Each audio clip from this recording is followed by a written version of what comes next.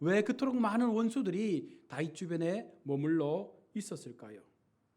다윗이 육체의 소욕을 따라 살았기 때문입니까? 물론 우리는 그렇게 생각하지 않을 것입니다. 하지만 시편의 다윗의 시를 읽으면 읽을수록 너무나 처참하고 너무나 고통 속에 울부짖는 그의 고백을 보게 됩니다. 왜 그는 편안하게 살지 못했을까? 왜 편안하게 하나님을 경배하며 하나님 앞에 그 마음을 내어드리지 못했을까? 왜 가족들과 함께 편안한 인생의 삶을 살지 못했을까? 우리 마음에 드는 하나의 질문일 수도 있습니다. 여기서 우리가 중요하게 우리가 고민해야 될 것은요, 그 원수가 어떻게 발생하게 되었느냐, 그 원수의 정체가 누구냐에 대해서 우리가 분명히 인식하고 이 상황을 바라볼 수 있어야 합니다. 내가 힘쓰고 애써서 원수와의 관계를, 나의 인간관계를 통해서 해결해 버리는 그와 같은 모습으로 이 문제를 볼 것이 아니라, 과연 나의 삶 속에, 특별히 성도들의 삶 속에 하나님께서 허락하여 주신 주변의 수많은 그 원수들의 핍박과 압제 속에서 하나님께서 과연 나에게 무엇을 깨닫도록 하시기 위해서 이와 같은 상황들을 만들어 놓으셨는가에 대해서 우리가 분명 깨달을 수 있어야 하는 것입니다. 단순하게 모든 인간관계를 나의 힘으로 원만하게 만들어서 편안하게 살아가고 있다면, 그래서 내 주변에 원수들이 없다면, 그래서 나는 참 인생을 잘 살았다라고 말한다면 어쩌면 그것은 의의 길이 아니라 비겁한 길일 수도 있다는 것입니다. 왜입니까? 하나님을 믿는 백성들이 하나님의 삶을 살아갈 때에 순간순간 하나님은 우리에게 원수와 마주치는 상황들을 만들어 놓으신다는 것입니다. 다윗의 많은 시들 가운데 탄식과 울부짖음 속에서 이 많은 시를 기록한 것은 결국 우리 속에 무언가 교훈을 주시기 위한 하나님의 마음이 그 속에 담겨 있는 것이죠. 우리 인생에서 원수로 인해 겪는 고난은 의의 길을 걸어갈 때에 당연히 발생하는 하나의 모습입니다. 이 세상에서 바르게 정직하게 의롭게 살아가는 자들에게는 원수가 전혀 없을 것이라고 생각한다면 그것은 착각이죠. 내가 하나님의 의와 공의를 행하면 행할수록 세상은 훨씬 더 우리에게 악한 모습으로 다가오게 되기 때문에 우리는 늘 원수와 맞닥뜨릴 수밖에 없는 상황에 놓이게 되는 것입니다. 다윗이 이새의 아들로서 아버지 밑에서 그냥 맡겨준 양떼를 지키면서 목동의 삶으로 평생의 시간들을 살아왔다면 아마 이렇게 많은 원수들과 대적하지 않아도 됐을 것입니다. 그러나 그렇게 편안한 삶으로 인생을 마칠 수는 있었겠지만 성경에서 이처럼 많은 시편의 주인공의 삶을 살지는 못했을 것입니다. 우리들 역시 주일 하루 하나님 앞에 1시간 예배하며 그렇게 우리의 일주일의 삶을 하나님 앞에 잘 살았다라고 편안하게 세상과 타협하며 하나님 앞에 주신 이 신앙의 시간들을 우리의 기준 속에서 우리의 상황에 맞추어서 대립하지 않고 진리를 무시한 채 그렇게 살아간다면 세상과의 관계는 분명 좋을 것입니다. 그러나 하나님과의 관계는 끼어질 것이고 그 관계 속에서 우리는 많은 것을 잃어버리게 될 것입니다. 주님의 부르심에 합당한 삶을 살아가는 자는요, 그 길을 걸어가면서 많은 고난과 원수들을 만난다고 할지라도 주님께서 함께 하시기 때문에 그 길이 복된 길이다라고 고백할 수밖에 없는 것이죠. 그 길이 형통한 길이 되는 것이고 그 길이 평안의 길이 되는 것입니다. 그래서 세상 사람들이 예수 믿는 우리를 이해하지 못하잖아요. 그것 조금만 포기하면, 예수 믿는 것 조금만 숨기면, 하나님 믿는 것, 그 믿음에 대하여 조금만 우리가 양보하면 좀 더 나은 삶을 살아갈 수 있는데 왜 그것 포기하지 못하느냐? 세상 사람들은 그렇게 우리를 향하여 말합니다. 그러나 우리는 그 이상의, 그것을 뛰어넘는 놀라운 하나님의 사랑과 그 구원의 은총이 우리의 삶을 지키고 있음을 믿기 때문에 우리는 더 믿음으로 나아가려고 애를 쓰는 것입니다. 그 길이 원수의 상황과 맞닥뜨리는 길이라 할지라도 우리는 그 상황 앞에 믿음으로 나아가게 되는 것이죠. 죽을 지경에 이르는 고난과 괴로움 속에서 날마다 시리에 빠지며 탄식에 빠지며 그렇게 살아간다 할지라도 결국은 하나님을 찾게 되고 하나님을 의지하게 될 때에 그것이 결국은 기쁨이며 회복이며 그것이 우리의 삶에 놀라운 구원의 은혜가 되어짐을 오늘 성경은 말씀하고 있는 것입니다. 하나님께서 주시는 복 가운데 가장 큰 복이 하나님과 동행하는 복인 줄로 믿습니다.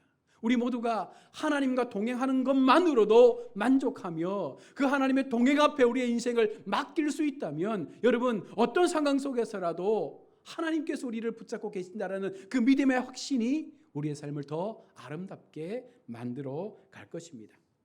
내가 힘들고 괴로워 그리고 지쳐서 죽고 싶을 지경에 이를 때라도 하나님을 찾아서 하나님께 나아가서 하나님의 함께 하심을 경험하게 된다면 이보다 더 큰 은혜와 복이 여러분 어디에 있겠습니까? 오늘 다윗의 시를 보십시오. 너무 힘들어 하나님께서 자신과 함께하지 않는다라고 느낄 정도로 다윗은 괴로워하고 있습니다. 1절과 2절을 보시면 여호와여 어느 때까지니까 라고 부르짖고 있습니다. 여호와여 어느 때까지니까. 여기서 말씀하고 있는 어느 때라는 표현이요 1절과 2절에서 4번에 걸쳐서 반복적으로 나오고 있습니다.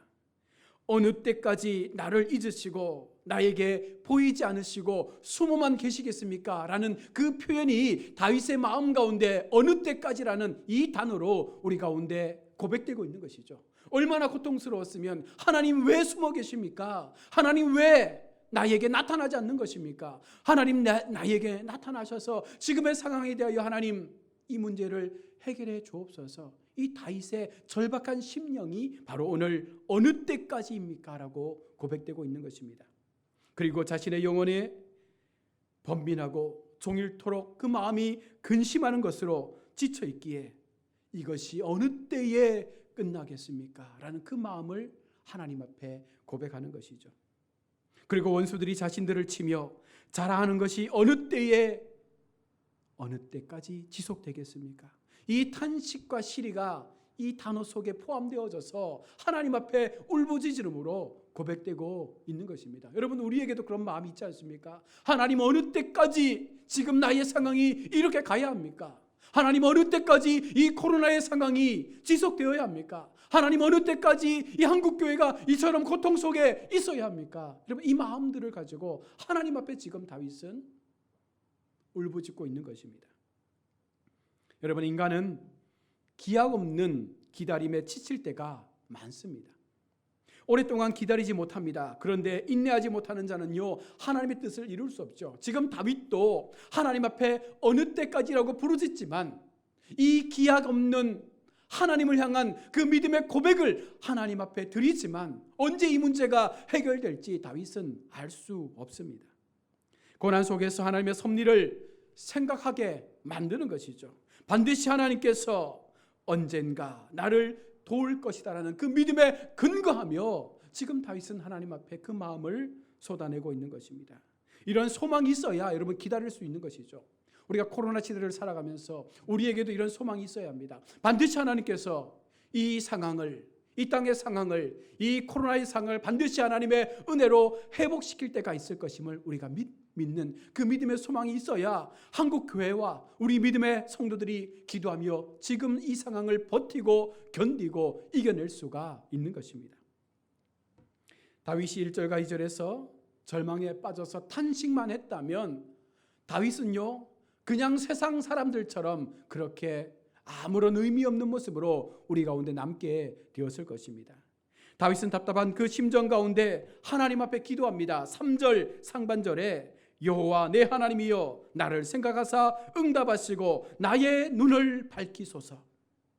다윗은 빨리 자신의 눈이 밝혀지기를 하나님 앞에 간구하고 있습니다. 눈을 밝히소서라는 의미는요 먼저는 3절 후반절에 사망의 잠을 자지 않도록 도와달라는 것입니다. 지금 수많은 원수들이 다윗을 향하여 공격하려고 하고 있습니다. 그 어렵고 힘든 상황 가운데 어쩌면 죽을지도 모르는 그 상황 가운데 하나님 나의 눈을 뜨게 하소서, 그 사망의 잠에서 나를 건져 주옵소서라고 간구하고 있는 것이고요. 두 번째 눈을 밝히소서라는 의미는 하나님을 보게 해달라는 것입니다. 다윗은 절망 속에서 하나님께서 1절과 2절에 숨으셨다라고 그렇게 고백했습니다. 그렇게 탄식했습니다. 그러나 실제로 하나님은 다윗 곁에서 다윗의 상황 가운데 함께하고 있었다는 것입니다. 다윗의 옆에 계셔서 다윗의 상황의 모든 것에 동행했습니다. 다만 다윗이 그것을 보지 못했던 것뿐입니다. 그래서 다윗은 자신과 함께 하시는 그 하나님을 보기를 희망한 것이죠. 즉 하나님께 문제가 있는 것이 아니라 다윗에게 문제가 있었던 것입니다. 그 마음이 전심으로 하나님을 향한 영적 눈을 뜨지 못했기 때문에 여전히 하나님께서 함께하고 있는 그 상황 가운데 다윗은 두려워하고 있었던 것입니다. 우리 역시 하나님의 부르심을 받아 살아가고 있지만 언제나 함께 하시는 그 하나님의 동행을 기억할 수 있다면 우리가 이 영적 눈을 떠서 우리 상황 속에 하나님으로부터 이길 수 있는 그 믿음의 담력들을 갖게 될 줄로 믿습니다.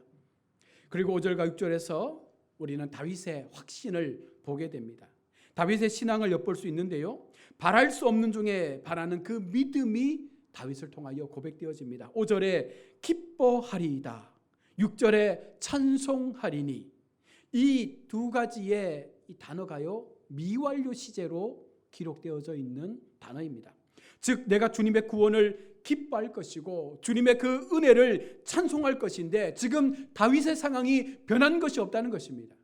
지금 다윗이 하나님 앞에 기쁨으로 찬송하고 기쁨으로 그 구원의 은혜를 노래할 텐데, 여전히 그럼에도 다윗의 상황은 처음과 동일하게 고난 속에 있다는 것입니다. 그럼에도 하나님 앞에 그 마음을 기쁨으로 고백하며 은혜의 하나님을 향하여 그 마음을 고백하고 있는 것이죠.